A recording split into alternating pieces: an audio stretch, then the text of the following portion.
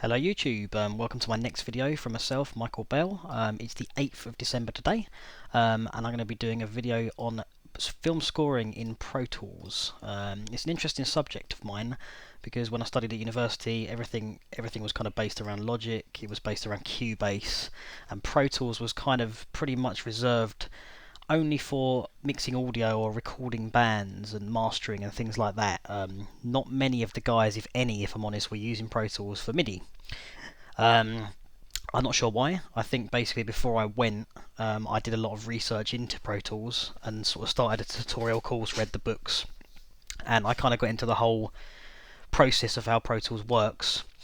And just stuck with it. For me, it works perfectly in terms of the whole offline bouncing that they brought in Pro Tools 10 is fantastic. I find it a lot more reliable than Logic, which I'm got to be honest could be a little bit off at times, especially when dealing with kind of intensive libraries. That is not to say that I dislike Logic, that is not true at all. I do use Logic. I think Drummer in Logic Pro X is fantastic. I think the compressors are fantastic, and it is a great piece of software for sequencing. I just, prefer to use Pro Tools. So I thought it'd be interesting to do a video based around kind of setting up a template that's kind of MIDI focused. And one we can use for films. Now, thank you for everybody who's sort of commented and subscribed so far on the videos. I really appreciate it. It's good to see you guys are watching, and I hope it's helpful. One thing that was pointed out to me is obviously we're running in 1080 here, and sometimes people said that they find it difficult to see what I'm looking at, what I'm kind of pointing at on the screen, especially if you're on a mobile device. So I'm going to attempt to be zooming into certain areas of Pro Tools today, in the hope that you'll be able to see them a lot clearer, and some feedback on that would be appreciated. So anyway, let's get started. So essentially the first thing I want to point out is this button here, on the top right hand side of Pro Tools. This all going all over the place with the too many screens. This is the universe button. So what this basically does, when we click this, it brings up this bar here at the top of Pro Tools. Now, at the moment it seems completely meaningless because we have absolutely no content along the timeline at all, but as your project builds, this bar can be very useful, as you can actually see a snapshot of where your audio parts are, perhaps where your sound design parts are, and where your general composition is lying. So this part is very useful for kind of later on when you've actually got into your composition, you're trying to jump around different parts of the track that you're composing to. The second kind of most important part for me is the transport part at the top of Pro Tools. Now, this at the in the corner of Pro Tools on the top right, I basically click all, which turns everything on the top here. So now we've got all our kind of conductor tools for turning on metronomes, or turning off metronomes, all those sorts of things. We can right click here now to enable quick punch or destructive or loop or normal on record. I'm always in quick punch mode. That basically means that as I'm playing through the film, if I happen to have an idea or something I want to quickly record, I can hit 3 on the numpad on the Apple keyboard. That's another thing for you guys out there who don't have a numerical keyboard and you're using an Apple Mac. I would seriously suggest getting yourself the numerical wired keyboard from Apple, because in Pro Tools the numerical pad is seriously useful in terms of shortcuts. So I can literally just be running along the track, hit 3 as it's playing, and it will start to record my track.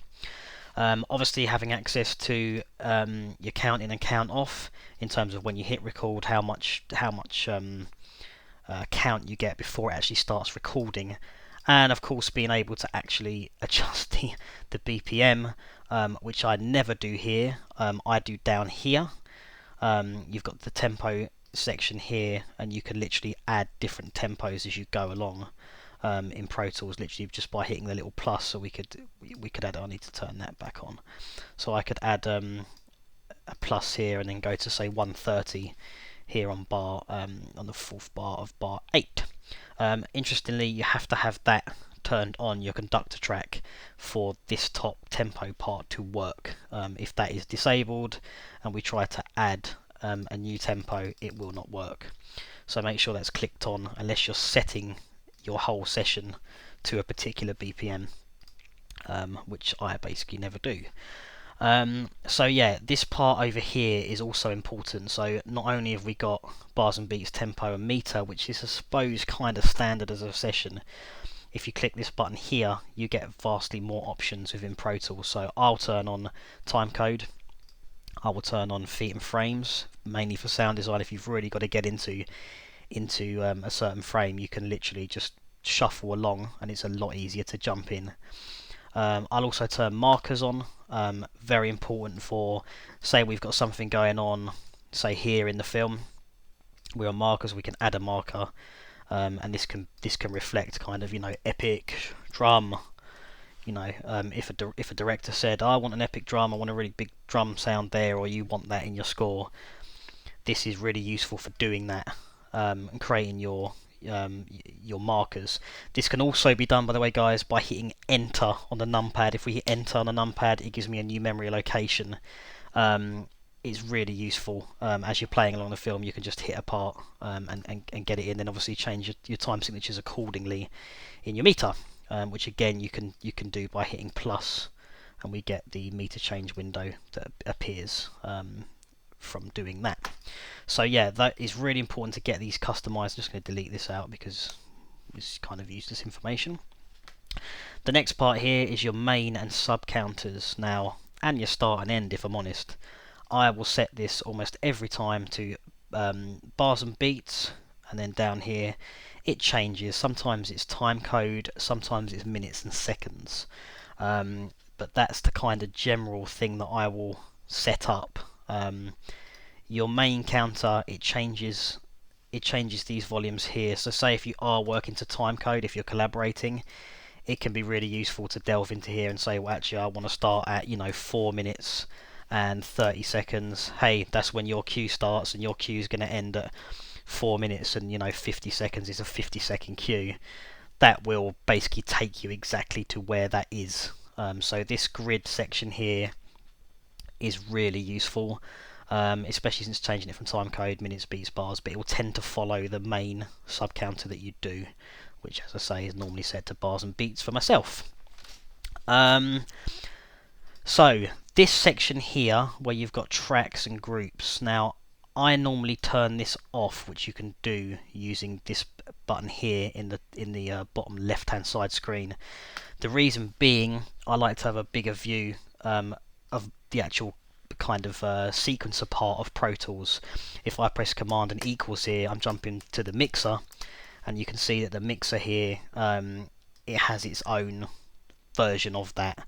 So I'll choose to have my groups and my tracks on the actual mixer window as opposed to the sequencer. And that's not to say I won't jump in at time to time to use groups or to get to a track, but most of the time when I'm composing, it's set to off essentially. So what I'll tend to do with all my sessions before I start, I'll go to setup, I'll go to I/O, in and out, and to bus. Now I tend to name these, so these are basically all my bus tracks that I've used. I give them meaningful names because it makes sense to me that I can bus out a sub bus or a particular channel to my submixes at the end of the composition for when I bounce my stems. So it's good to give them names. So here I've got large drums on what would have been buses 17 and 18. It's just a little more meaningful. So we're going to hit Command and Shift and N to create new tracks. So I'll tend to create, say, instrument tracks, because obviously we're going to be using a lot of MIDI tracks. I'll probably have, for a kind of short film, probably around 15 to 20 of these stereo tracks, and probably somewhere in the region of 60 MIDI tracks that will then feed into these stereo tracks. So that's going to gone and created all my different my instrument tracks at the top, my MIDI tracks below, and also at the end of the session I'll always put, so we go Command Shift and N again, I normally put stereo auxiliary tracks, and there's probably going to be around 13 of these. Let's create 14 and we'll put them right at the end of the session. So if I jump into my mixer with Command and equals, these are all now present in the session, with all my instrument tracks to the left, my MIDI tracks, and then my auxiliary tracks. I'll also create, let's go back to the mixer, we'll go Command Shift and N, I will always create a stereo master fader, which I like to see at the end of the session, rename it master, and give it master out as a comment. Then this would perhaps be piano. You know, well, let's just do it actually in capitals so we know it's a master track. You know, then I might have soloists. I like to kind of keep all my soloists grouped so I can alter them in the session, bring them kind of closer in the foreground or send them back, but they're mostly in the foreground. Strings, and then we got brass, then we'll do winds, then we'll do choirs. Then I tend to do kind of sound design and effects. Then I might do Atmos, which kind of comes into sound design effects, but I split them up into different sections. I like to have control over two. The Atmos is something that might generally go through the entire score, whereas sound design and effects might be specific hits or specific parts that are more emphasis on a certain impact in a scene, for instance. I like to be able to split them up personally. Then we'll go to percussion.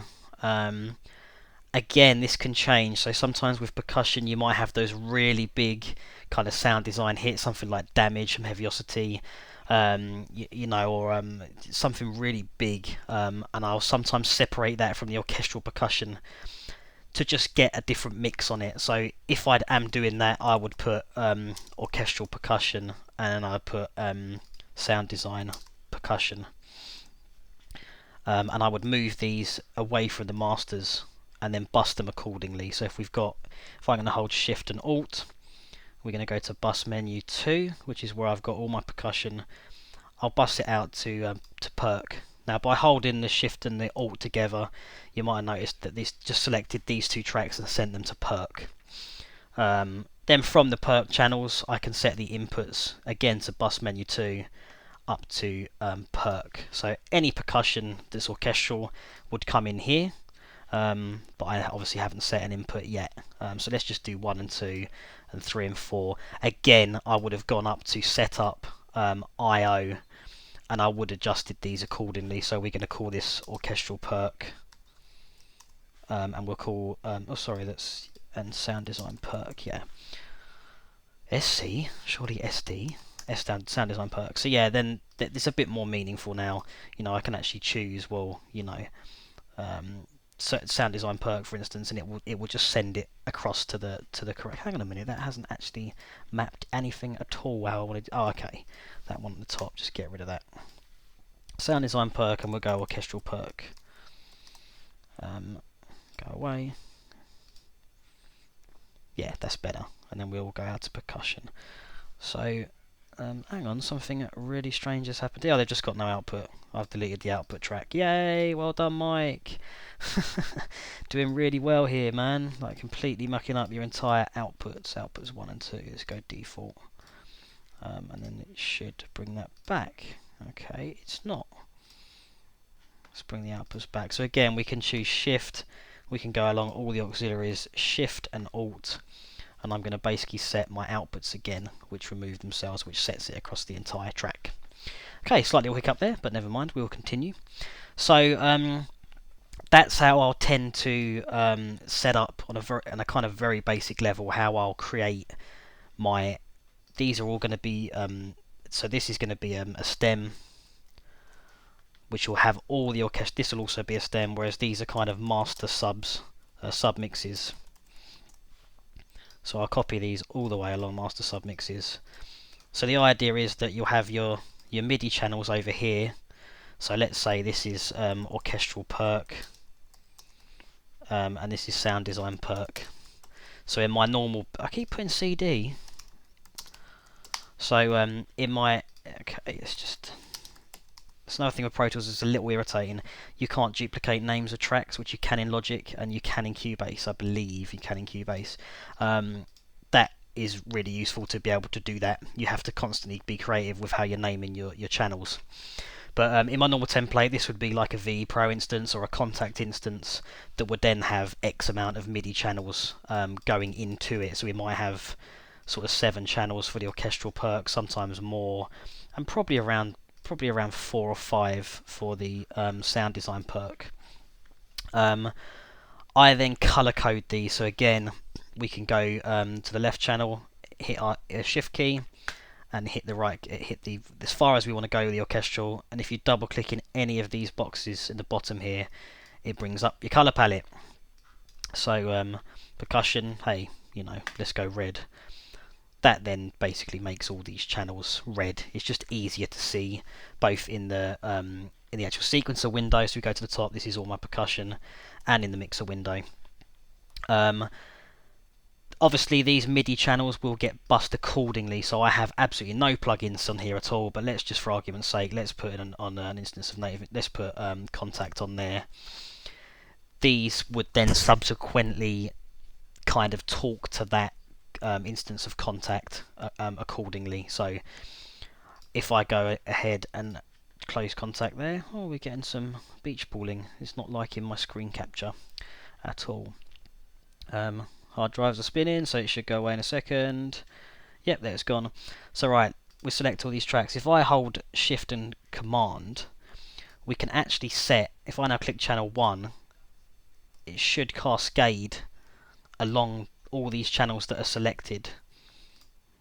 Okay, so yeah, it's Shift, Alt and Command, and it will set, in MIDI 1, MIDI channel 2, 3, 4, 5, and so on into Contact. So these are now mapped, and then you can call this whatever you want it to be. We might call this timpani, we might call this snares, whatever you kind of want it to be for the actual orchestral percussion. This might be low hits or low hit, for instance, as a sound design patch, and you can check out some of my other videos about mapping things into Contact and into VE Pro, which I run for pretty much all my templates. So my output, obviously, we set over here for orchestral percussion. Oh, that's completely wrong. We'll go back into bus menu 1. I want that to be orchestral, and I want this one to be sound design percussion. So over here, I would send the instrument track out into my orchestral percussion, and I would send my sound design percussion as a bus out to my sound design percussion.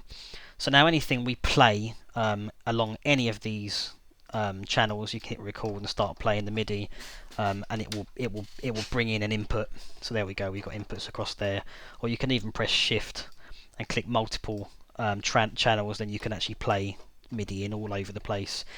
This will adjust the volume actually within Contact or Play or whatever you're whatever you're using.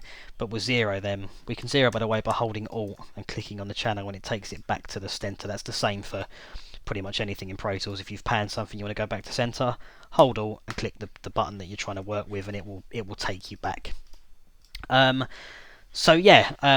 Another thing that's worth noting is the way that the bussing works in terms of the solo button in Pro Tools. So say for instance I wanted to hear just the percussion, which is something I like to do. If you're mixing a track particularly, you might think, where on earth is that frequency coming from?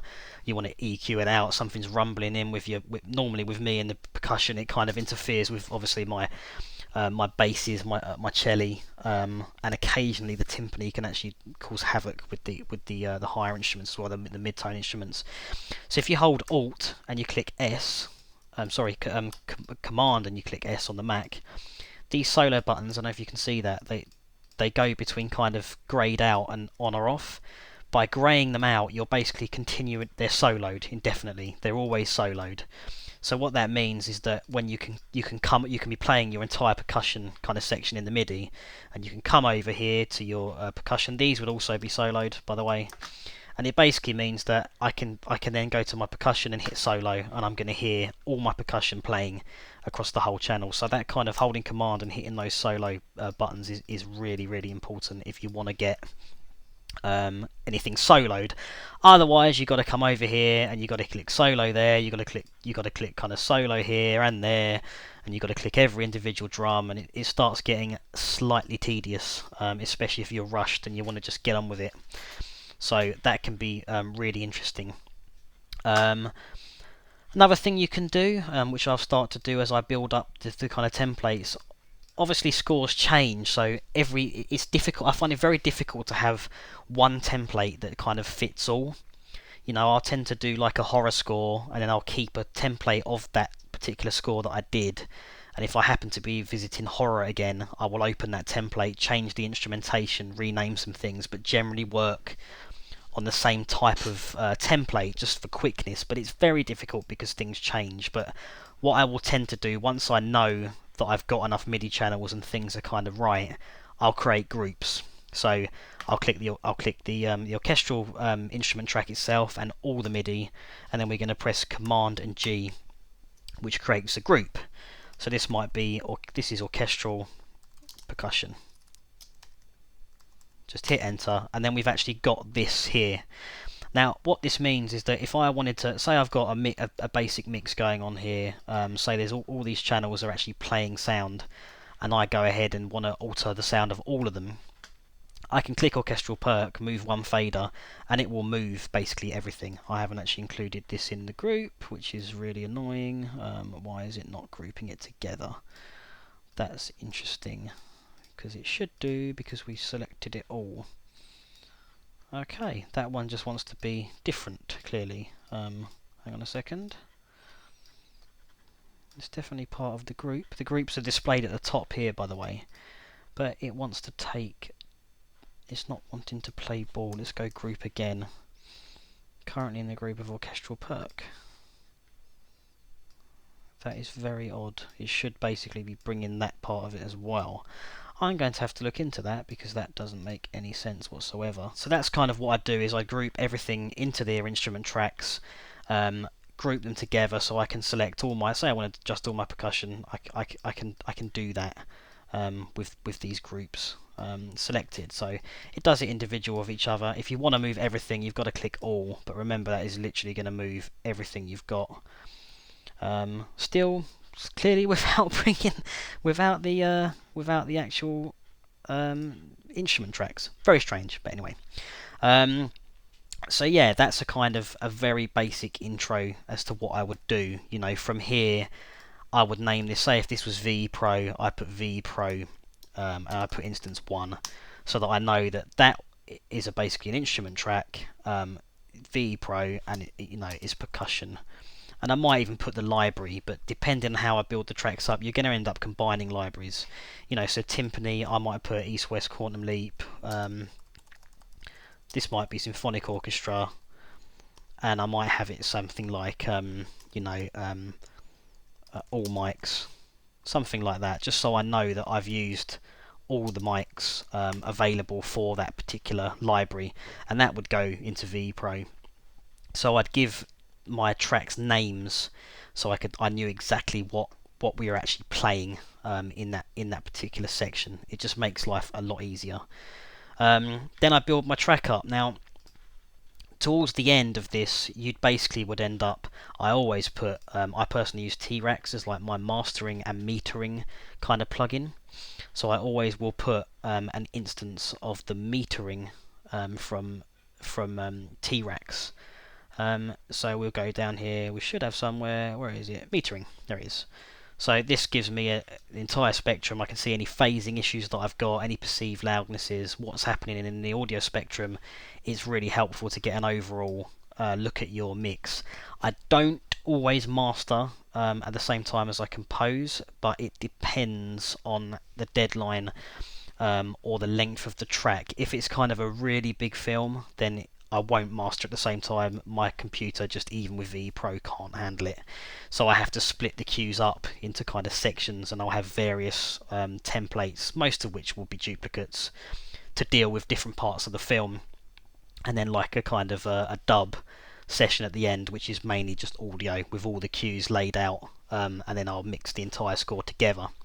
But sometimes I have these meterings. You can just hold Alt and you can copy this across the whole spectrum. Sometimes I have these meterings, most of the time across every single track here, so that I can get into each channel and see what's happening, where it's competing, what's going on. most of the time, and the end here, if I'm going to master as I go along, I will also have an actual instance of T-Rex running, which will then run the master on my session, so I can actually master the track as I go along. And it's a way of limiting things. You know, I normally would add, say, a linear phase here. Then I might add a compressor, or the other way around. It depends on the cue, really. But mostly I'll EQ it before I start compressing it. The end, I'll always have a brick wall limiter. Dynamics, brick wall limiter, or a quad limiter, something like that. Again, it really does depend on the score itself. But mostly that last kind of module there would be a brick wall limiter. I think is normally the best kind of way of working, and I'll adjust this accordingly. And most times saturated, or depends on the age of the film, all different types of saturation gives it a different tone, a different texture, a different effect. These will also have EQs. Lately I've been using the channel strip, which kind of builds in, it's kind of modelled on the Avid 5 console. Which is present in a lot of film studios. Remote Control Productions uses them. They are kind of all over the place, and it's a digital console that are made by Avid that obviously works very well with Pro Tools. So you've got kind of EQs, compressors, filters, any dynamics, sidechain compressions, limiters, gates, all those sorts of things built into the strip. So I sometimes will just duplicate that across the entire strip. So it's almost like building a virtual channel strip of a console. Well, that's exactly what it is across all of your auxes. But then you might have different plugins that you want to use as well. So I actually use the built-in EQs from Pro Tools quite a lot. I'm waiting to get the Fab filter, which is just awesome. Anyone looking to kind of filter things out and having the ability to hear what they're filtering out, it's really useful, especially if you've not got a lot of time, which most of us don't, to get this sorts of thing done. But again, you can just hold Alt and you can copy these all across your tracks, so you can affect them across everything.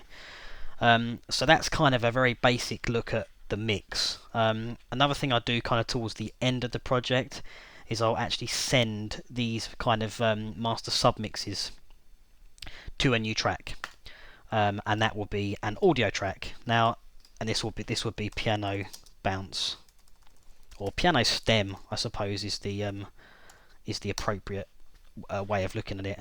Make sure you put it to 0 dB, so you take exactly, again, we're just holding Alt and clicking on the fader there. It just means that when I come to actually play the score back, I can record an audio file of all the pianos, and these will normally live at the end past the master. So anything I've got on these submixes, not these ones here, anything I've got on these master submixes will have corresponding audio tracks, so I can basically create my my stems.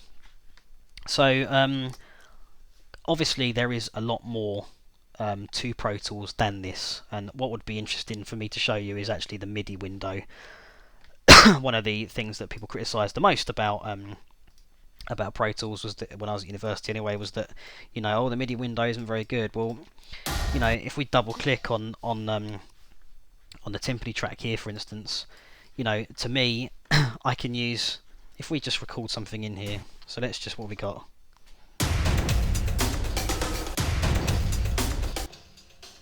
Right, that'll do. So hang on. So I'm going to hit 3, and that's going to basically start recording on my track. So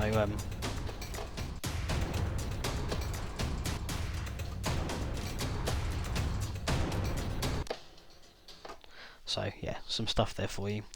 It's just a loop that we've currently got. Being very lazy, but there you go. I just wanted to demonstrate to you this window. So we can use, I'm going to zoom in over here.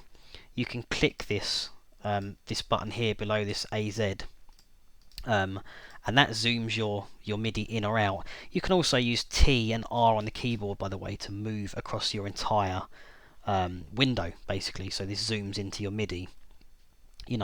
I can do things such as click and select all of this and press Command and Q. No, that will quit. Command and, where is it? Where are you? I need to, my quantize. No, I don't want to quit. I want my quantize window. Okay, so I've completely forgotten the shortcut. Brilliant.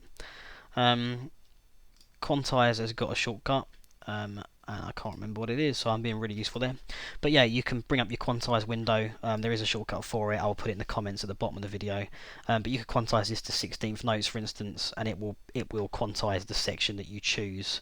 So if we draw a line across here, right click at the moment, event operations, quantize, apply. It's going to quantize it to whatever you want it to be, 8th note, 16th notes, and it works very well. Note on and note off will basically do it rigidly. So if we go 4/4, it's gonna put it, you know, 4 to the floor kind of thing. And within that window as well, by the way, you can also set something which is kind of really important when we're talking about realism in MIDI scoring. You've got this randomize here, so I normally set this to say 2 or 3%, and it just means it's not, you know,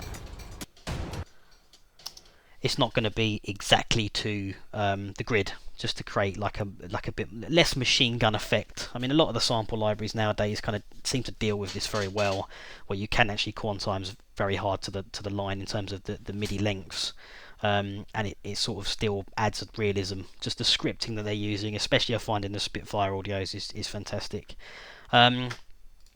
So yeah, we can, over here we've got our timpani track. I can click that off. If any of these that I actually click on will then be right into a snare track, so I can basically adjust which track I'm writing to. If we duplicate this down a couple of times, and I press Shift, and select all the tracks and double click, you will see all tracks in kind of all together. So let's move this down an octave. Let's go to there. You know, so if I select this track and this track, for instance, double click, we've got both of them there. I can then move this around or shorten this, adjust this. I can change the velocity at the bottom. I can select all the velocities here and move them up and down. Of course, we've got our tools at the top here with the pencil, so I could choose to have a line here, and then I could actually draw up or draw velocities in. Doesn't work particularly well with these long drawn out notes, but if I had kind of 16th notes, say like violin ostinatos or things like that, by just being able to click and drag up in a line or drag down again, it makes life a lot easier. I can press E to get rid of this window at the bottom with all my velocities and my MIDI volumes. You know, obviously we can draw these in. This is a line tool, but I could choose a freehand tool again and actually draw velocities in like this. Also, if you bring things in like iPads, like I use Touch OSC, I built my own template, so I could actually just, while I'm playing, I've got an iPad in front of me and I can draw in my velocity, or use a mod wheel, or any kind of chord controllers, or anything you've already got. You know, one of the Behringer kind of fader kind of systems, or anything that you want to use, you can bring in and map to Pro Tools. Pitch bending, obviously, kind of anything really. I mean, even if we were to go into, say, let's jump into Contact here. You know, I've got this at the top here. These two boxes. You know, which plug in automation. And by clicking that, I can then send. Say I want to use, what have we got here in the Contact window. What are you going to give me? Master bypass, for instance. I could add that to the window, and then that means when I actually come into here and I go into this part here under my controllers, I should be able to add a master bypass, but I'm not on the right track. Give me a second. So let's just say I brought this up here. In this window, I've now got a master bypass as part of my effects window. So if I all of a sudden want to just cut everything dead, I can do that. It's very, very, very useful. So MIDI editing for me, it's just simple in Pro Tools. I mean, normally I'd have my mixer window on the right screen, my film in the left screen, and then I just keep my sequencer and this piano roll, which you can just get to by double clicking here on any of the tracks and then using Command and equals to get back to your sequencer. I can jump between any kind of MIDI information that I've got. You've also got other things I like. So if I go window here, I can look at my disk usage and my system usage, so I can see how much memory I've got left, what disk allocation's happening. I mean, if I play this what I've done here is drag this back down a second. We start to play this. This jumps around, it tells me the total memory that I'm using as things are playing. it's really useful. And just having this kind of markers, and as I say, maybe this universe name might be able to demonstrate this a little more. So I can now move up and down by clicking through my tracks, and I've got where the bars are. It shows me what MIDI I've got. So if I press Alt and I copy something over here, now this part's extended out, so I can actually see that there's more information going on at the top part of the score on this particular track. So it just means you can click around your session. It makes life, there it is, that other part I copied. It makes life a lot easier for you to actually manage the session. So yeah, that is a really basic, very kind of brief overview into how I work into Pro Tools. Obviously, as compositions build up and MIDI starts getting placed into Pro Tools and we start mixing the score, it gets very kind of more complex, and I plan to do kind of follow-up videos of specific areas of Pro Tools as I continue this kind of these video blogs and these tutorials.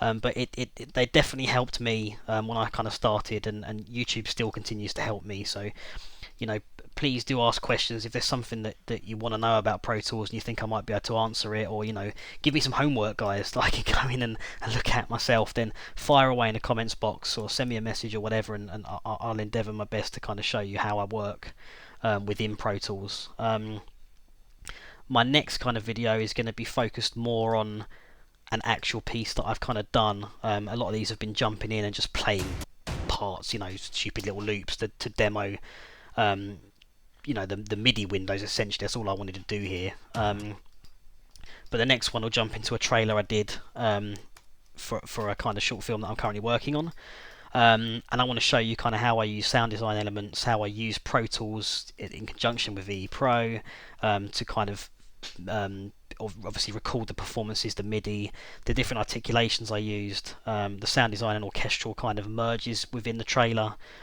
Some programming I did in Gravity from Heaviosity is a great sound design library. I'd recommend anyone looking into getting into sound design to get that library. So yeah, please rate, comment, subscribe. I've been really appreciating the comments that I've got so far, and I'm really enjoying kind of doing these videos and talking to you guys. So please do continue with that. And I look forward to seeing you. Perhaps I'm kind of busy now. I need to kind of finish off. I've got a 3-week deadline for a short film that I need to finish kind of before Christmas, really, but it probably is going to stem over that, so I will be a little absent for kind of the next couple of weeks while I finish that.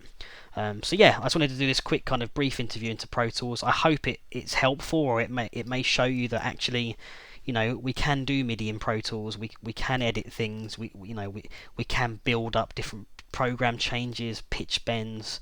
We can draw things in. You know, we can use our tools. You know, triangular tools. Hey, let's go crazy. You know, that's probably sound nuts. That's on a pitch bend, so. Oh, it's interesting already, you know, and that's just building on. I mean, how long did it take me to do that? Nothing. Or squares, for instance. You know, we might build this up crazy. So let's do squares on a pitch bend.